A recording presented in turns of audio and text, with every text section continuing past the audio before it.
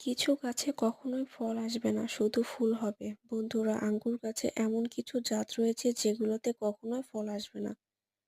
ওই জাতগুলো সাধারণত মেল গাছ বা পুরুষ গাছ নামে পরিচিত। এই গাছগুলো কখনো ফল ধরে না। এই জাতগুলো সাধারণত বাঙালি জাত।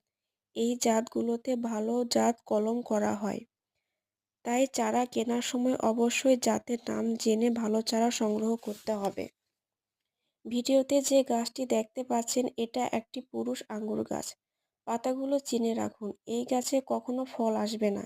এরকম গাছ যদি লাগিয়ে থাকেন তাদের উদ্দেশ্যে বলছি, গাছটা সম্পূর্ণ না কেটে ফেলে ভালো প্রজাতির কলম করে নিতে পারেন। আমার এই গাছটিতে প্রচুর পরিমাণ ফুল এসেছে, তবে ফল হওয়ার সম্ভাবনা নেই বললেই চলে।